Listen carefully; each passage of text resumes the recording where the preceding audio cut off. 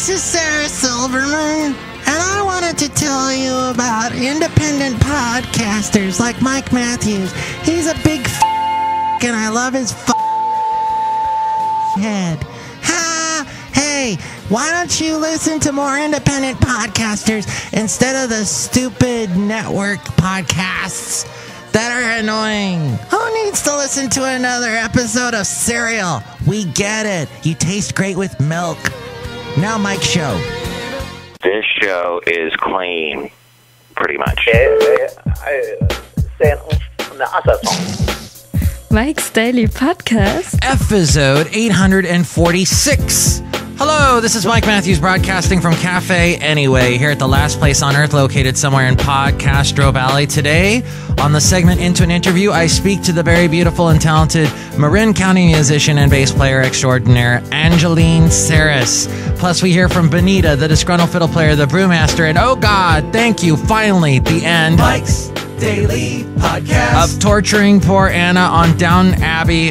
We'll find out why on today's show. Tell a friend. Mike's Daily Podcast. So I have a friend, and Robert Owen Welsh is his name. He's a great artist, and that is part of his claim to be one that should have an awful lot of fame.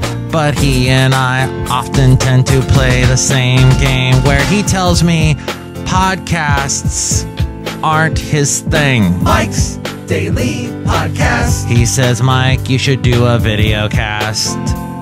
You old dame. Mike's Why am I a dame? Daily I'm clearly a male. Podcast. And heterosexual. Yeah! Besides, the only dame is Dame Maggie Smith. And Downton Abbey's over, so who cares?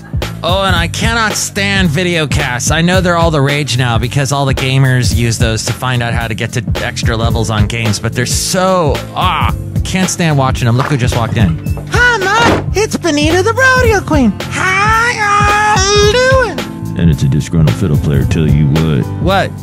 I heard John Deere, the engineer, blew up a couple of your microphones yesterday because of his deep voice. Yes, but yours doesn't seem to be doing it. I'm not trying hard enough. I really should sing my song Big Bad John. Nope, nothing. Dang it. Mike, I want to tell y'all that I think videocasts are lame too. I don't care about how to play Bioshock Dome, whatever that game is called. Yeah, but Robert Owen Welsh is telling me, oh, you gotta do a videocast. It's the way of the future, Mike. That's what he says. And I also caught one it's called the Popcorn Network. And you know how I feel about networks and podcasts in general and how you should help support the independent podcasters like Sarah Silverman was talking about at the beginning of the show. Mock, isn't that Popcorn Network show with those two guys? Yeah, it's like guy with spiky hairdo and guy with spiky hairdo and glasses. And they talk back and forth, and they're like, hey, I'm guy with spiky hair, and I think the new Ben Stiller movie stinks. And hi, I'm guy with spiky hair and glasses, and I think the Ben Stiller movie, for some reason, I liked it. No, you didn't like it, glasses, spiky hair guy. You hated it. Okay, you're right, spiky hair guy, sans glasses. Look who else just walked in. Hi, Mike. I make the root beer. I'm the brewmaster. Oh, boy. Brewmaster, did you make a spiky hair root beer? I did. Do you want to try some? Well, A, it give me hair, and B, make it spiky. Sure, yeah. Okay, whatever. Okay, I'll try some. Whoa. I have hair, and now it's spiky. Wow. I hate it. How do I get rid of this? Just drink my shaving earth beer. And can I meet Sarah Silverman? Oh, boy. You sure can, John C. Reilly. Let me drink that shaving. Oh, good. Back to bald. Back to Jesse Eisenberg, Lex Luthor bald. Yeah. That 31-year-old guy's got the best hair in the world, and he had to shave it off for a part for that Batman vs. Superman movie. That damn Zack Snyder. He just likes to torment actors, doesn't he? That's for all you showbiz people, that joke. And this is a news story for all you people, whether you care about showbiz or not, but you kind of have to care about Downton Abbey. Let's hear for Downton Abbey and good-looking British people going through problems. and that girl from the Cinderella movie. Shut the doors, bring down the shutters, throw dust shields over the furniture. Downton Abbey is closing. This according to USA Today. This can come as no surprise to anyone. The signals have been obvious for some time, yet fans around the world will likely mourn anyway. Still, there's hope. There could be a Downton Abbey movie someday soon. The producers of the globally popular series announced today in London that the 6th season, the one currently in production, will be the last one because it's the right time. And Gareth Neame said in a telephone news conference, he's the executive producer, that the decision was made in collaboration among the cast, crew, and the creator, writer, Julian Fellows. He said it had nothing to do with cast contract negotiations or a small dip in the ratings in the UK. It did have to do with timing because Downton Abbey has always been about good timing. He says, our feeling is it's good to quit while we're ahead. The show is in incredibly strong shape. No, it's not. That last season was painful to watch. It just dragged on. I was just like, oh, great, they're drinking tea again. This is kind of exciting. The danger is to let it go on forever, says Gareth Neame. 8, 9, 10 years, we want it to end when the time is right so that people will love it for years to come and not feel there's a drop-off and we're not outstayed our welcome. He also says the show has always been about the end of a way of life, of a particular era of history. That's going to come into great relief at the end of the last season. The extraordinary lives of the aristocracy of the era. It's all coming to an end. And in the final season, you're going to start to see how that way of life comes to an end. What do you think about all that? Email me, mikesdailypodcast@gmail.com. The end of Downton Abbey. What do you think about that, Benita the Radio Queen? Mike, I want to start to cry right now because I don't want to see downtown Julie Brown ever go. No, it's Downton Abbey, not downtown. Where'd you even get that? I don't know. I wasn't really listening. Bye, I gotta go home and make some apple fritters. Oh my God, I want to go home with her. No, you watch what you say. Oh, sorry, Disgruntled Fiddle Player. No disrespect. None taken. You know, there were a bunch of rodeo queens at the Podcaster Valley Mixer that was yesterday. It was really fun. I love that thing, the spring thing they do every March. And there was so much free food. Oh, great, nice people. Made me happy to live here in Podcaster Valley. Mike, where's that? Where we, Cafe Anyway, this place. And, you know. Mike, I can't see where we are because it's not a video cast. That's the way of the future. No! Email me what you think, mikesdailypodcast@gmail.com, our video cast, the way of the future. Are you sad Downton Abbey is going bye-bye? mikesdailypodcast@gmail.com. Also email me there if you'd like to be a guest on the show or if you'd like to sponsor the show. We read your comments on the section emails from email. And check out the website, mikesdailypodcast.com, with links to where to listen to this show in iTunes. See, podcasts are cool because you can listen to them when you're doing things like working out, which is exactly what my friend Robert Owen Welsh should be doing. I didn't really say that out loud, did I? No, he's in much better shape than me. So there's also, if you comment and rate the show in iTunes, that helps us out. More people find out about us, and Sarah Silverman won't feel sad for us. You can also hear us on YouTube, SoundCloud, TuneIn, Stitcher, Podomatic, Mixcloud, Spreaker, Player FM, Ameristream, and the lovely Amanda on the front of Ameristream.com, AmeriStreamLive.com, that is. And I'm on the air in Connecticut, weekdays, 10 a.m. to 2 p.m. Actually, I'll be on tomorrow from 11 a.m. to 2 p.m., because on Fridays the schedule is slightly different. A link to that at mikesdailypodcast.com. You can also help out the show by buying something on Amazon through the link that we have at mikesdailypodcast.com, and by sharing the show with your friends through Facebook, Twitter, Instagram, Yelp, and Tumblr, where to find us on all those places at mikesdailypodcast.com, plus the blog, the Daily Podcast Picture, and all my past interviews. Speaking of which, into an interview. Hello? Angeline, you won't believe the things I've seen. They really look really mean. Angeline, lima bean.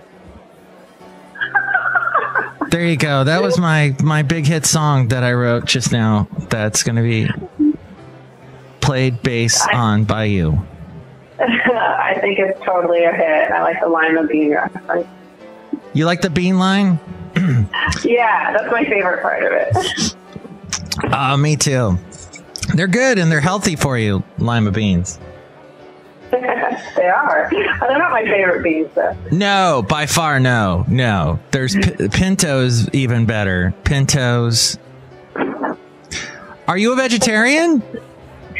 I'm not. I totally eat almost anything. Yeah. So, Are you vegetarian? No, I tried it for about 6 months, and then I really wanted to eat Kentucky Fried Chicken for some reason. It was weird.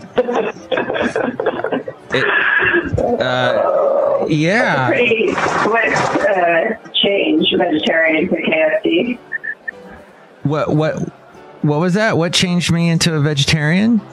No, I said that's a pretty extreme change between. Yeah, definitely. You're going 1 minute you're eating only hummus, and then the next you're eating fried things with lots of meat and stuff. I guess prime rib would be the ultimate extreme. Well, yeah, probably. I guess I was thinking more in terms of the nature of the type of meat that served at KFC. Yeah, it's so unhealthy for you. Yeah, it's pretty nar. It's so extreme. You wouldn't eat there, Angeline. Angeline Saris is an amazing bass player. We're going to play her song Blackstrap Molasses in a little bit. But Angeline, how did we meet?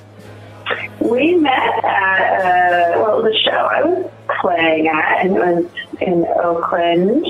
What was the name of the venue? I forgot. Isn't it the Awaken Cafe? I think. That's right, the Awaken Cafe downtown, and I was there with Alex Carwhite. You play with a band called Led Zeppelin or just Zepparella? Zepparella. Yeah. And that takes you all over the place. Is that where you were playing with them in New York recently? Yeah, we've been oh my God, I haven't been home in 2 months, and actually kind of trying to get my house back in order this week. But yeah, we've been in New York, Boston, Tucson, Vegas. We're going to Canada. We've been just traveling like crazy. Dang, you're on fire. What kind of people are the people at your shows? Is it older, younger? At the Zepparella shows, I'd say it's a pretty mixed bag, but the emphasis would probably be on people who are old enough to have seen Led Zeppelin, and who can't see them anymore and would like to sort of revisit the music. But we definitely have people of all ages, but yeah. You don't all of a sudden break out one of Robert Plant's solo things, do you? Like, lighten up, baby, I'm in love with you. Lighten up, baby, you're so cool. You're a tall, cool one. No? No, we don't do anything from his solo period, but we're pretty much strictly Led Zeppelin. Awesome. Okay. And then you got into playing music. At what age were you playing music when you first got started? Well, I started playing steel pan when I was in 6th grade, and then I switched to bass when I was a freshman in high school. I thought I wanted to be a lawyer, and so I graduated from UC Berkeley with a degree in kind of pre-law, which was rhetoric, but decided to put going female path on hold. So and it was at that point that I kind of realized that I didn't want to be a lawyer, but that I actually wanted to play music. And then you grew up in the East Bay then? I did. I grew up in Santa Fe in Marin County, but I went to school in the East Bay. I went to UC Berkeley, and then I lived over there for a very long time in Oakland, Emeryville, Berkeley. You know. Did you ever see Huey Lewis in Marin County? You know, that is so funny. There used to be this club down the street from where I grew up called George's. And he was like a regular there back in the day, but I'm a little too young to have been able to get into that club at that time. So I missed the Huey days. You jumped out of a plane for your video for Blackstrap Molasses. I did. And in the video, you rock this amazing leather suit. What the hell? That suit is where did you find that suit? Well, the magicalness of Amazon. But what's cool about that suit is actually I had everyone wearing Mexican wrestling masks. I don't know if you caught that. Yeah, there was a lot of luchador masks in that. Yeah, I love that. That's my favorite part. and then you go up in the plane, and there's some cool shots of you in the plane. Are you pouring us a drink? Right now? Yeah. Do I hear ice? You actually hear me making a cup of tea. Oh. Okay. Are we having Would you like a cocktail? Sure. It's not that late, early, whatever. Yeah. This afternoon, yeah. Make mine an Irish tea. Irish iced tea. What? Wait. Long Island iced tea. God, I do not drink that much. I don't know my frickin' drinks. I like the Irish iced tea better. That sounds like fun. That was created in San Francisco. Is it really a drink? The Irish tea, isn't it? No, wait. Irish coffee. That's what I was thinking of. Okay. Yeah. I like to keep my interviews structured, as you can tell. Very structured. I stay on point. I don't ask follow-up questions. So that's my style, and I hope you're okay with that, Angeline Saris. I am totally rolling with the punches. No, you got to roll with the changes. Yeah. Keep on rolling. Oh, you're not REO Speedwagon, Ella. You're Zepparella. That's different. Same hair, different band. All right. Well, while you're making that iced tea, or regular tea, hot tea, then you tell me about the skydiving experience. Was it frightening, scary? See, I live vicariously through you because I will never do that ever. You should. It's totally awesome. No, I am not. I do not need a display of how gravity works. I understand it. I respect it. No, tell me about it. What was it like? It was killer. I mean, I would do it again in a heartbeat. In fact, I've kind of been jonesing to go back. But it was also, I'd say the scariest part was when I drove up with the guy who was doing the videoing, and he has over 10,000 jumps on it. It just kind of happened to work out that way. But wow. When we drove up, it was random. When we drove up, though, I started to see all the planes and the helicopters and all the stuff, and I think that's when I got the most nervous. Right. and then it was funny. Once it was go time, I put on my little black cat suit, and I was just on a mission because I wanted to film this video, and also we had 2 jumps planned. So I jumped the first time just normal in the black suit, and then we immediately landed and went right back up the second time, and that's when we all put on the Mexican wrestling masks, including the pilot, the videographer, the tandem guy, and me, and we jumped again. And it was kind of at that point that I realized that I might be slightly insane. Looking around and wearing a Mexican wrestling mask and jumping from a plane at 13,000 feet. So. How cold was it up there? Not cold at all. We happened to hit, it was June when I did it, and we happened to hit a particularly beautiful day, and it was in Santa Cruz. And it was like right near the ocean. It was amazing. I think they were in short sleeve shirts. Yeah. Okay, see, that's another thing. You did it in Santa Cruz, and if anybody knows the geography of California, Santa Cruz doesn't really have that much land. It's all hills and mountains, and then you've got this little flat land here, and then it's all ocean. So you've got this tiny strip you've got to land on. That's freaking me out thinking of that. Well, these guys know what they're doing, and I felt super lucky because I had ended up with the guy who was my tandem instructor is one of have you heard of squirrel suiting? Squirrel suiting? Yeah, it's these guys, and they have these suits. They're called squirrel suits. They kind of have these wings, not wings, but they have these kind of back connector things that go from their arm to their body and they jump off. Oh yeah, like Rocky Squirrel. Yeah. The flying squirrel. Yeah. Oh, so, that's crazy. Yeah, they jump off these cliffs, and anyway, my piano instructor happened to be, I think he's like competing right now to be one of the top 10 fastest solo players in the world. So I felt like I was in really good hands. Definitely, yeah. I would go up with that guy too. That's the way to. That guy already has the predisposition to fly. So yeah. Blackstrap Molasses, the song. So that's the video for the song. And how did the song come about? How did you create this fine tune? Thank you. Well, I happen to like Blackstrap Molasses myself, and sometimes I'll put it in my tea.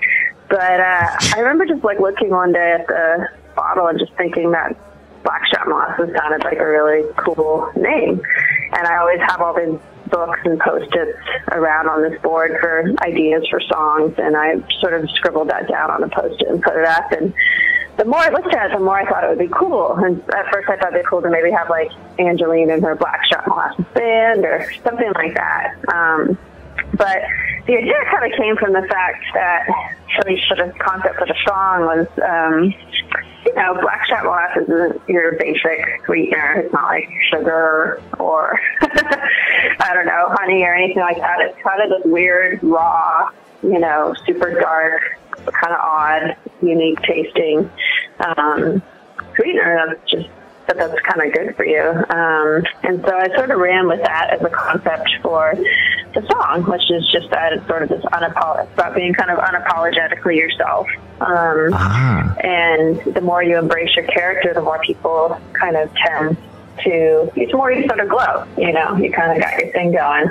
And how I think a lot of people wish that they could, lose the fears that they have around just being themselves, and just do it. And so that was sort of the idea behind the lyrics and also behind the video. Damn! That totally makes sense. And then you've got, you actually got molasses in the black molasses that they're pouring out in the video, and it's all thick and gooey and yeah. Well, basically everyone comes into this kind of party and like takes a spoonful of blackstrap molasses, which is this magical elixir, and then they put on a Mexican wrestling mask and kind of just start rocking out, like dancing crazy. And that's sort of them releasing their fears and kind of being themselves. And then you've got all the people waiting in line. They've got like different titles. They've got these labels on them there at the beginning. Yeah, that's really astute. Yeah, everyone's got like a kind of pageant, like a Miss America pageant, and it's their fear, their biggest fear. And it was cool. I let everyone in the video sort of decide that for themselves. So, and I had people as young as like 8 and as old as late 60s in the video. So it was really interesting to see what people came up with. Some of them had fear of death. Some had fear of making decisions. Like all sorts of cool things. Well, where did you find all these people?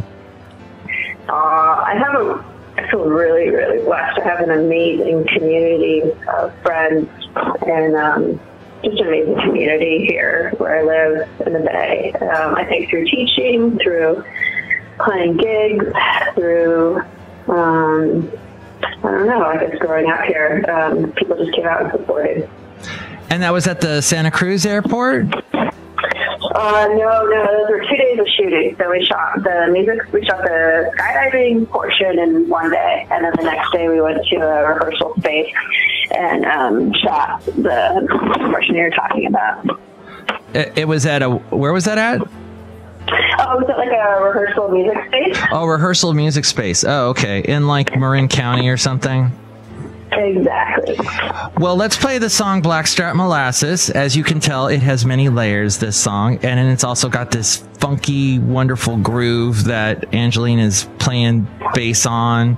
And there's like some weird keyboards in it, right? Yeah, we had Eric Levy on keys, and he laid 3 key tracks. He had a Moog, he had a clap, have, and I think a Whirly. I can't remember, but he's amazing. If you don't know about Eric Levy, you need to check him out. And then we had Lex Rez on drums, who's also just super funky. He plays in a band called Vinyl, and they do like New Orleans style funk. So. Awesome. And then you're singing. I'm singing and playing bass, laying down some fuzz bass for you. Well, let's listen to Blackstrap Molasses. It's Angeline Saris at angelinesaris.com. And now she's going to enjoy her tea. Thank you for being on Mike's Daily Podcast. Oh, thank you so much for having me. It's nice to meet you and nice to be on here.